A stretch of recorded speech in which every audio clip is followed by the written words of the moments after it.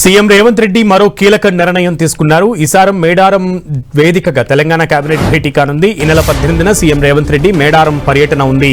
అక్కడే cabinet meeting పెట్టాలని నిర్ణయించారు. దీంతో సచివాలయం బయట తొలిసారిగా సమావేశం కానుంది తెలంగాణ కేబినెట్.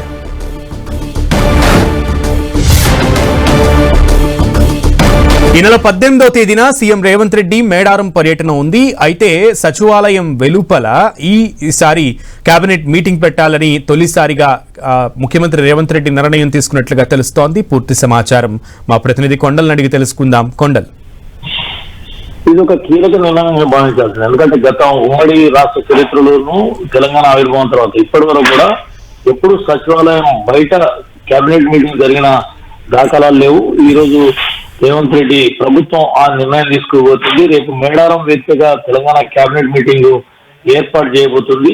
ఈ నెల 18న సీఎం మేడారంకి వెళ్ళబోతున్నారు. మేడారం రాత్రి అక్కడనే బస చేయబోతున్నారు.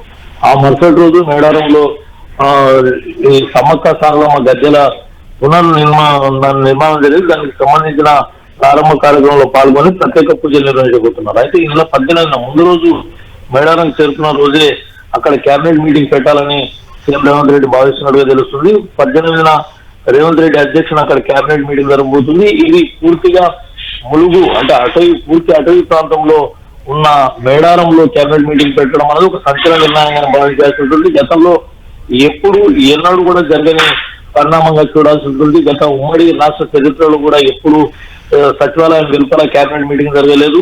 అదేవిధంగా తెలంగాణ ఆవిర్భావం తర్వాత కూడా ఎక్కడ జరగలేదు. ఈసారి తొలిసారి జరగడం అనేది కొంత ఇంట్రెస్టింగ్ గా మారింది. ఆ కేబినెట్ ఎజెండా ఎలా ఉండబోతుంది, ఈ కేబినెట్ ఎజెండాలో ఏ అంశాలు ఉండబోతున్నా అన్నది ఇంకా కొంత క్లారిటీ రావాల్సింది. దీన్ని అధికారికంగా కూడా ప్రకటించాల్సింది. అయితే ఈ నెల 18 మాత్రం కేబినెట్ మీటింగ్ మేడారంలో జరపాలని సీఎం రేవంత్ రెడ్డి నిర్ణయించినట్టుగా తెలుస్తుంది. Okay Kondal, thank you.